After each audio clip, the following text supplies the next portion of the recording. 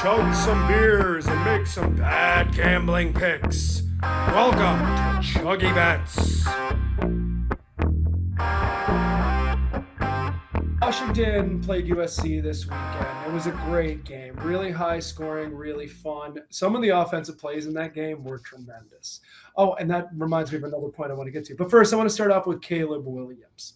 I don't know if you guys saw the end of the game. Caleb Williams was distraught. He goes into the crowd, and I think his mom and his dad are there. But he does – you can't see his face. He hides his face, but his shoulders don't lie. And he does like the ugly cry shoulders when you're really, really sobbing. And I don't know if you guys have any opinions on what the hell was going on there. I know it's emotional, right? And they're kids. I get all that. But so my opinion is if that wasn't his mom and dad, that would be very weird. It was just a random band. But yeah. No, I fully embrace grown men crying. I think they should do it more in front of more people. Like literally just prime time. Show me all the men crying. Why not? It's important. I don't know why he was so upset about this particular game.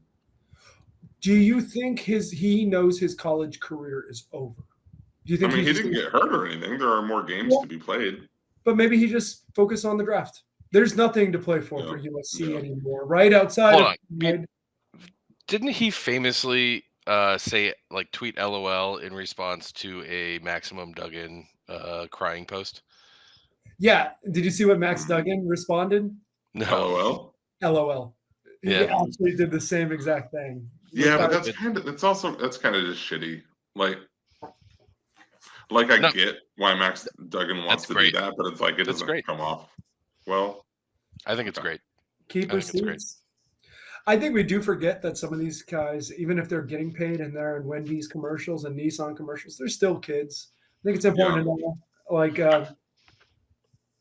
I think Max Duggan missed a real opportunity to like lean into like the guilt trip and be like, "It's okay, buddy. I know how you feel," and just like be like real sincere. And then everyone's like, "Oh, Caleb Williams is crying and an asshole." He probably would have done that if they were buddies. Yeah. I don't think they were buddies at all. I think we learned that the hard way when Maximum Duggan is firing hate back at him, throwing serious shade. Hey, there was a lot of hate and shade being thrown between a couple of adorable stepbrothers who ended up being very good friends. So I'm just saying. That's true. That's true. When God closes the door, he opens a window. I do want to talk about Alex Grinch. I know you guys may not care here, but Alex Grinch was fired. Who is Alex Grinch, you may be asking? He is USC's defensive coordinator. He was awful this year. So I'll give him a compliment sandwich really quick. I forgot to mention this.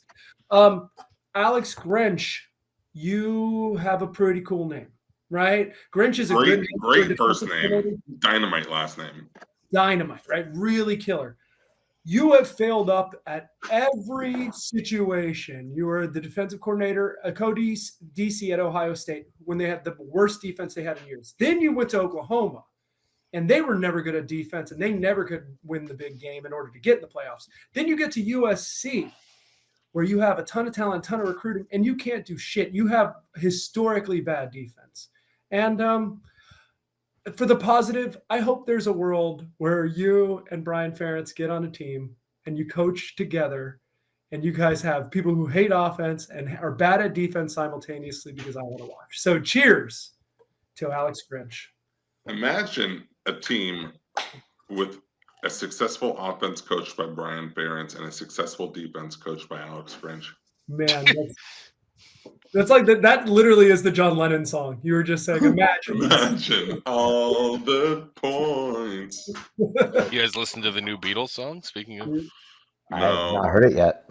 Yeah, is it good? Sounds like a Beatles song that AI wrote. So it's yeah. Every song now sounds like a song AI wrote. Just like every show and movie made by like a streaming service sounds like a show or movie that AI wrote. Oh, the new Frasier is exactly like that. It seems awful. I've seen a few commercials, and I'm uncomfortable watching the commercials. Missy and I watched a couple episodes, and it stays uncomfortable.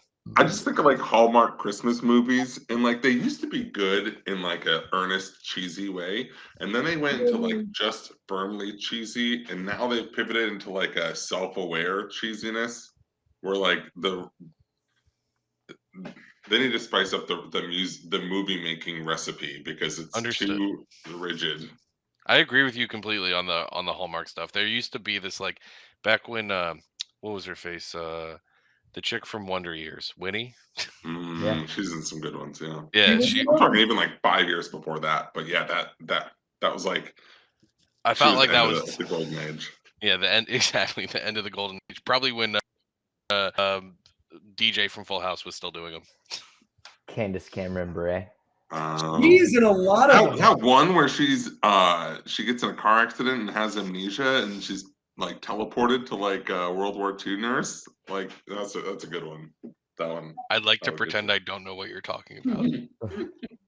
How much do you get paid to be like?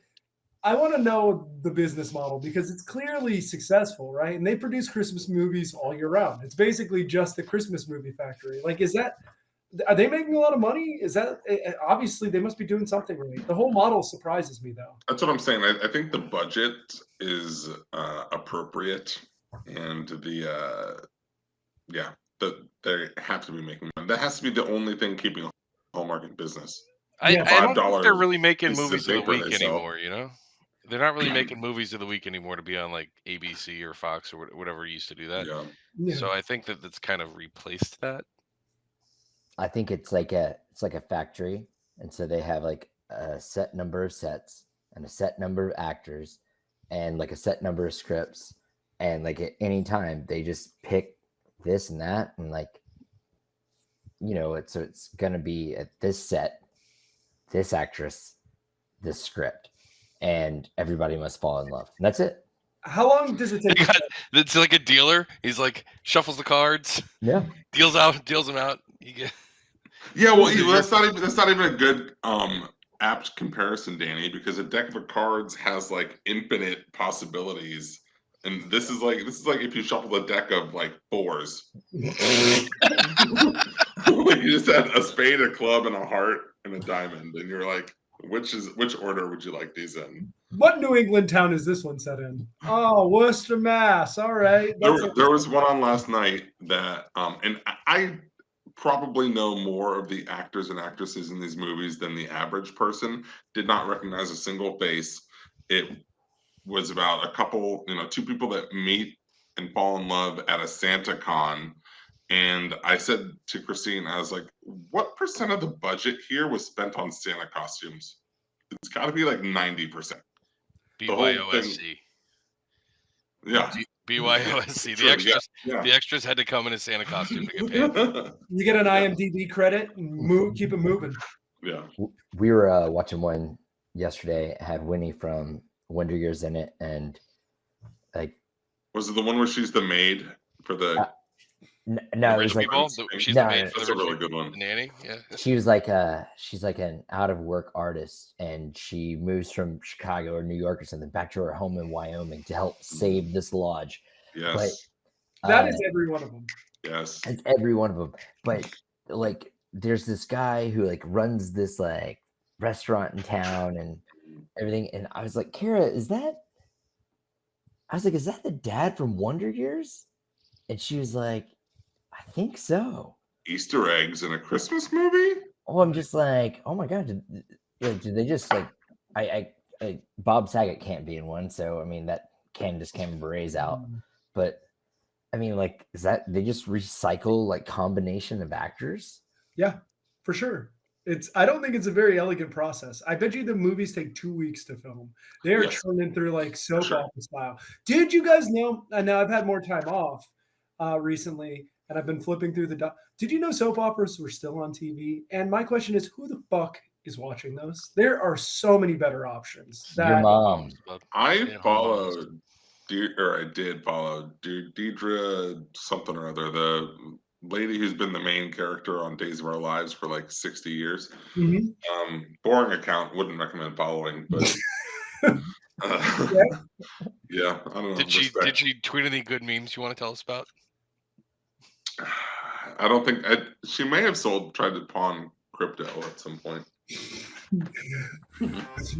Soap opera coin. I like it. Well, Buy soap. so I got Danny below me. I got Sunshine in the corner. I got Andy Al next to me, and I'm Matt. Welcome to ChuggieBets. Let's chug a beer. Cheers. Cheers.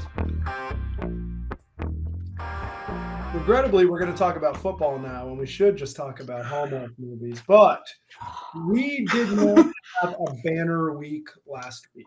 I'm thinking about how funny it would be if we literally just put out like a 45-minute podcast on Hallmark movies and did not mention sports at all. No, just put the picks at the end.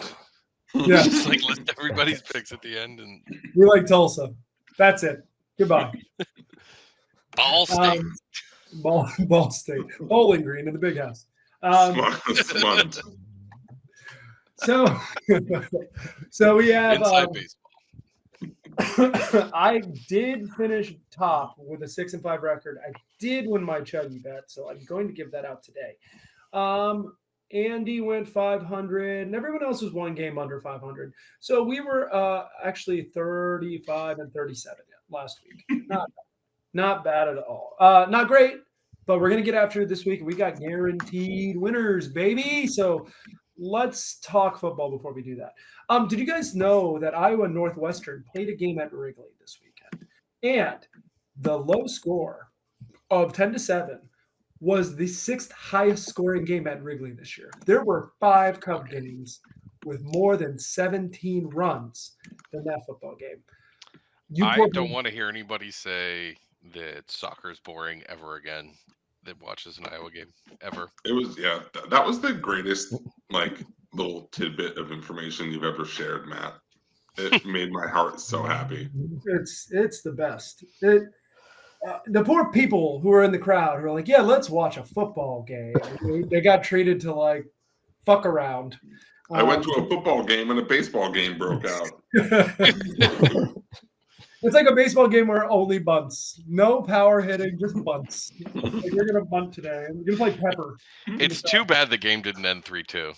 Oh, it would have been best if it was the 90th highest scoring game. If there were half of the Cubs games this year were higher than that at home, it would have brought me a lot of joy. What is the screenshot? I think it's Frank Beamer like celebrating, and it's like Boston College, Virginia Tech going to overtime at 0-0. Yeah, that's the best. Frank Beamer, we miss you. R.I.P. I do want to talk really quick about Jimbo Fisher. Now, I think we need to be on Jimbo Fisher watch a little bit, which I love. I'm sure Sunshine gets a lot of joy from that. He is now 3 Frank Beamer still alive. Oh, well, I hope he's resting peacefully, like in bed. He's 77 years old. That should be a great fine. I should chug a beer for that. But I will say that Jimbo Fisher is now 3 games worse than Kevin Sumlin. Kevin Sumlin did not make nearly the same amount of money as Jimbo Fisher. I think Jimbo's lost his last like 8 games on the road. Really, really tough times for the Jimbo Fisher family. But they played Ole Miss. They lost it on a field goal attempt that did not go in from about 45 yards. The ball was tipped. Jackson Dart had a gem of a quote, right? Because Texas A&M all week, and for anyone at home, Jackson Dart is the quarterback at Ole Miss. Texas A&M all week was talking shit on social media. What other name would you have if you were a quarterback of Ole Miss other than Jackson Dart? Is it more or less Ole Miss to spell it like traditional Jackson or the way he spells it Jaxson? More Ole Miss. Which one? No. Ole Miss would spell it with a CK. Yeah. But, I mean, He's a Utah boy. I must be thinking Mississippi State. Yeah, true. That's Dax. That's that Daxon. does sound something like Daxon. Dax's son, Smith. No, but so reporter asked, it's like, were you motivated by the social media that Texas A&M had out this week talking shit? And he's like, yeah, absolutely. We knew coming in, they were a top 10 defense in the country, and they were really talented. Coming into this game, we had a lot of confidence already. Them doing that, all it did is boost us even more. I know the O-line specifically took it to heart because the D lineman commenting it. I guess they didn't get enough attention from their losses. And that line right there fucking slays me. I'm like, you just own them so casually with that line. Like, yeah, you guys lose a lot. This is 2 years after Texas A&M had the greatest recruiting class ever. And I know Danny hates recruiting class rankings and shit. It doesn't really matter. But I that tickled me. That you didn't get enough attention from your losses makes me laugh so hard. It's such a good burn. Oh man, it really is. Yeah. Well, you mentioning Kevin Sumlin having a better record, getting paid less, and having a shorter leash than Jimbo Fisher. Man, I wonder why all of that is. He may not be Texas A&M material. Yeah. Sometimes. It's tricky. It's one of life's great mysteries. It is. Yes. Yeah, R.I.P. R.I.P. It's rivalry week for a bunch of us here on ChuggieBets, especially on this podcast here. We got Florida State playing Miami this week. I'm very mad. I want to get this off my chest. I'm mad at Miami for losing last week because we had a great chance to have primetime game, to have college game day, but then you go and play a game of fuck around at NC State. It was a weekend of fuck around. Mind you, there was a lot of.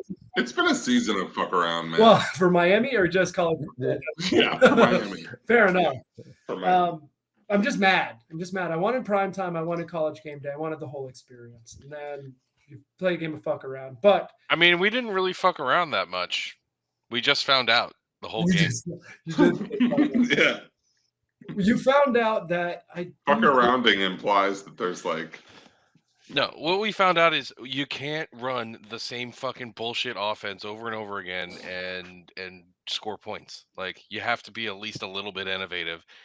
Like, come on, Mario. Like, Tyler Van Dyke, he's not good against the zone. If they drop 7 guys in coverage, you got to do something else. You either teach him to fucking throw it, run a different route combination, run a fucking screen pass. I don't know, do something. You're like, he always just goes right back to let's hand the ball and run it up the middle 3 times and then punt. Yeah, I think he stinks. I don't like anything about Mario Cristobal, so I agree. I also think Tyler Van Dyke's legit hurt, right? He does not look right. I think they've also figured him out that this is not like, if you can't figure out that there's guys in coverage and you shouldn't throw to them, then I don't know what to tell. Like, I don't think he's a very good quarterback right now. I think that he had one season under Lashley, and then we said he was hurt last year, and we said he was hurt this year, or maybe he's not that good. How many interceptions is too many interceptions for a college football season? Whatever he's thrown.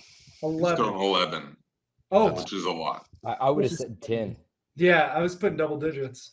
Yeah. So. And he only has Florida State and Louisville to go up against the next 2 games. A tough end of the He's not going to be playing, man. They're going to bench him. For Emory Williams? Yeah. Right? Sure. Yeah, that's right. Either way. Yeah, Danny, I want to ask you this because I sort of picked Matt's brain on it. Do you think Mario has like the brain capacity to understand the importance of this particular game and has any like desire to look like save face in it, or do you think he just treats it like? I do think he has that part, but I think his version of saving face will be running the ball up the middle 75 times during the game. Yeah, I can't imagine that's going to go well. To minimize the game kind of idea? Is that like that's the no? Because he thinks that that's the manly way to win football games, and throwing the ball is not manly. No. Yeah, that feels right. Yeah. Well, it feels accurate, I should say. It feels wrong, but accurate. But speaking of fuck around, there was crazy fuck around energy this week. Ohio State, really?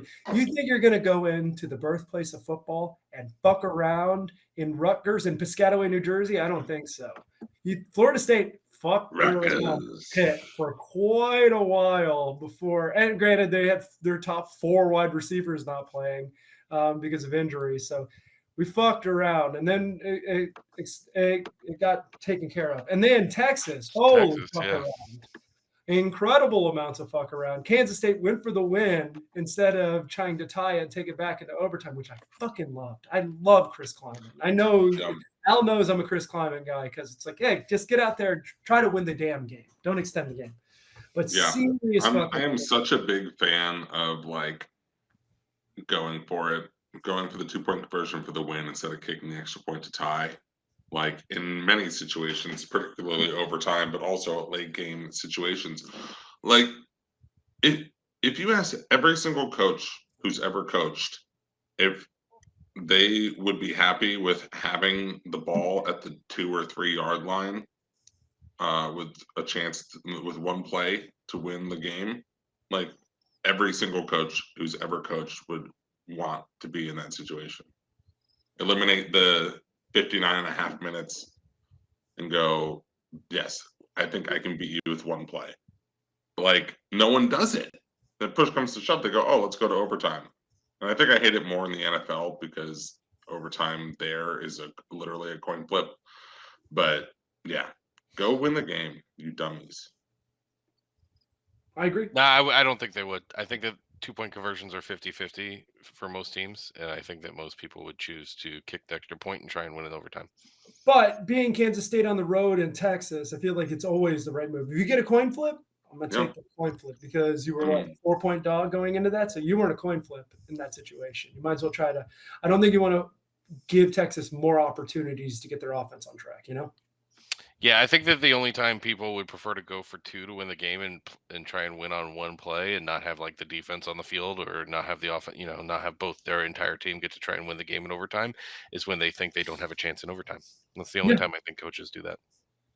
If you're the dog, you should always go for the win. Yeah, because it's a 50-50 play for almost everybody. Like the worst teams, it's like 40%, and the best teams, it's like 60%. So yeah, don't extend the game and put yourself in a more complicated situation. Sounds a lot like the odds of winning or losing overtime. Yeah. So. All right. Speaking of picks, let's pick some games. What do you say? We're going to do the early games, and then next week, not next week, next episode, we'll have the whole Saturday slate. And boy, there are some games. I don't know if they're good ones, but there's some games on there. Let's start off Tuesday night. We got a lot of action. Ball State going into Northern Illinois. Danny, what are we doing? I am taking a big dog with a low total on the road. So I'm going Ball State. I think it's 17.5. I like it. I don't know. I mean, Ball State's obviously not good. Ball State's obviously not good, but Northern Illinois is, I don't know how they're a 10-point favorite. That seems bad. So they're not good either. The games that I picked on the weeknights, I was deciding between the unders and the road dogs because these are all kind of low totals, 45 or less, I think, with pretty decent spreads. So, yeah, you strike me as a road dog kind of guy. I'm more of a badass Billy Gunn guy, but to each their own. All right, let's keep it moving. Come on, that's good. You guys suck. I laughed. I smiled. I just didn't do it out loud. If you ain't down with that, suck it. Okay, sorry. Deion Sanders, Coach Prime. Thank you for fixing the algorithm, Archmanic. Let's go to directional Michigan Central going into Western. Al, what are we doing here? Yeah, Western Michigan has a significantly worse record. They're at home, and they are favorites against Central Michigan. So that's kind of a spot where I think a lot of people see better record equals good team plus points means that's an easy pick, and I'm going to do the opposite of that. Love it. So lay the 3. I'm going under in this game. It's at 56.5. We got the generic college football's 56, and I don't know where those points are going to come from. Game. I don't think there's any chance they get to 56. So under 56.5 all day. I think that total is a reaction to both teams putting up a ton of points last week when it's not their MO for the whole season. So I think this game ends in the 40s. Yep. Love that play. I like it too. Let's go Ohio, Buffalo. A lot of action on Tuesday. Andy is going to take 7 points with Buffalo. I don't like that. I would probably lay him here with Ohio. I think there's two teams that are very different. Ohio has not played great as of recent, but he's on Buffalo +7. His spreadsheet's probably right. Danny, what are you doing here? I was deciding between Buffalo +7 and the under. I decided to go with the under here. I just don't think either of these teams are all that good, and I do like the Buffalo +7, but not as much as I like the under, and I didn't want to bet both because I feel like two bets on a Tuesday should be enough. Yeah. I that's almost fair. had 4 bets on a Tuesday. I think you should bet all of them. Come on now. No, there's only 3 games. Make a fourth game and bet it. Bet the NBA. No, I was gonna do the Buffalo +7 and the under 56.5 unit, and since you guys already had those picks out there, I figured I don't need to give those out too. Come aboard. Let's go to more Maction. On Wednesday, we got Akron going to Miami of Ohio. Danny, explain yourself. Same kind of deal. It's not that high of the total. I'd have to look it up to get it right now, but yeah, Akron +17.5 because the here and 17.5 points for under 50. They don't have to score that many to get there. It's 43.5. 43. Yeah, love that. Love that 17.5. Love that 17.5. They basically have to get like what you get 10 points. Yeah, like 11 points will get you there. Yeah, so I get what you're saying. I understand all that, but Akron is fucking terrible. They're awful. I am laying all 17.5 with Miami of Ohio. They're the better team. Miami of Ohio lost to a really terrible team this season, the Miami Hurricanes. So, yeah, they lost the Battle of Miami. Who's the truest Miami? Yeah. So they're also bad. Yeah. Okay. They're not Akron. Let's go to Bowling Green State at Kent State. Al, what are you doing here, buddy? I'm gonna take the over. I don't think I remember why. Well, for what it's worth, Andy's with you. He's taking the over 41 as well. And then Kent State +8.5. Kent State has not been particularly good. Them and Akron have been by far the 2 worst teams in the MAC. Let me see what the old numbers say. It says Bowling Green's probably the right side, so I like it. Let's go to Eastern Michigan, Toledo. Andy is taking the points with Eastern Michigan. +19. I'm going to guess he's saying that's too many points. We've worked through the MAC. MAC's been great to us. Let's go to Thursday night. We got an ACC battle, one that actually matters. We got Virginia going into Louisville. Louisville is a 20-point favorite. Al, what are you doing here? Yeah, so all season I've been shitting on Louisville as being overhyped, not very good. They're going to lose when they start playing quality opponents, and they are still undefeated, right? They have one loss. Okay. Yeah. Anyway, I guess now's as good a time as any to jump on the Louisville bandwagon when they're laying 20 points. So I'm going to go ahead and lay 20 with Louisville. And I'm sure they won't piss me off and fail to cover at all. Louisville got Narduzzi'd a couple weeks ago. Oh, yeah, that's right. I think I called that. Maybe not. Andy's back in Tony Muskett in Virginia with the +20. I don't really know what to make of this game, to be honest. I do think Louisville's a lot better, but I do. This game matters so much for Louisville. I think if they get this, they are in the ACC title game. So, yeah, is it a look ahead spot? Don't they play somebody next week that's like Miami? I think. Yeah, Miami. Oh, yeah, it's not really a team that you need to look ahead to. Yeah. Also, Virginia just got their asses kicked by Georgia Tech. So Georgia Tech's playing some ball. Yeah. I think you might. Are they? I think you might want to change up how you said that. I just said they're playing some ball. That doesn't mean anything. No. I was talking to Danny where he's like, they just got their ass kicked by Georgia Tech. I mean, they did, but yeah, I mean, Georgia Tech scoring some points the last couple weeks. Yeah, and then they finally figured out that forward pass. They beat one of those teams from Florida. I don't remember which one, but do we have to go over that Miami's not a good win? Do we need to keep going over that? Hey, man, all you had to do was take a knee. Yeah, I know. I left already, though, so I didn't get to watch. No, I can't even say it. I was going to say it's a real, some real hubris talking shit about Miami the week before they play FSU. But, yeah, we're not going to do anything in that game. Hey, man. Spoiler alert. There is nothing I can do to curse this rivalry more than it already is. Yeah, we've been hurt enough. Yeah. I'm not talking shit to Miami. I'm more like supporting Georgia Tech. Yeah. Yes. Yeah.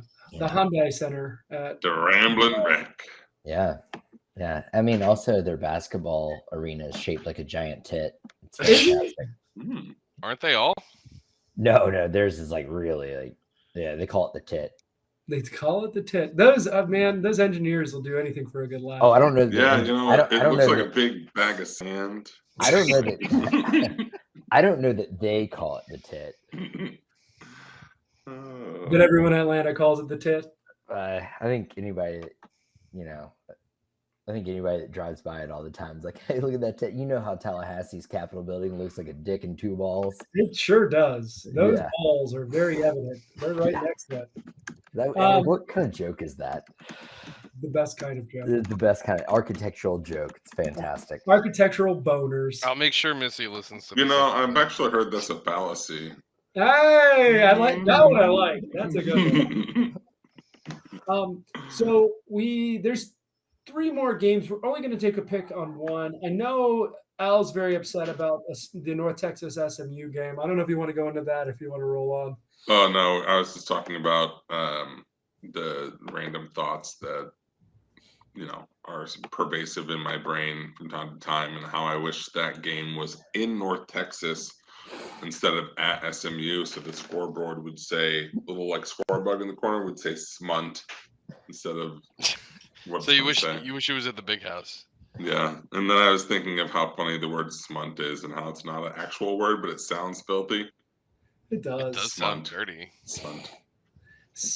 Yeah, it's a good one. That's all. Let's take it to Las Vegas. We got Wyoming coming in off of a big win against Colorado State. And UNLV's been pretty good this year, but Andy is taking 5 points with Wyoming. Anyone got a thought there, or keep it rolling? I think that sounds good. I think we're Sure. All right. Well, thank you guys for joining ChuggieBets on the early college football games. Make sure to follow up. We've got a ton of bets up on the later games on Saturday. We got a ton of bets coming in the NFL. And hey, here's the teaser. We're friggin' been good at betting the NFL. We've been really, really damn good at it. So if you're not following us, you're losing money. But tell your friends. Make sure you like, subscribe. Tell your mom. She'll love this episode. That dirty smunt. Dude, don't call our listeners Mama Smunt. She is a smunt. Danny drank for telling me I can't call people a smunt. Because I also it's a term of endearment. Yeah, what's my little smunt? It's like calling a woman cuts. I mean, I'm sure they're going to take it that way too. They probably will. Yeah, that's it. Good night, Joey. Good night. Oh yeah. Good night, Joey. Good night. Good night.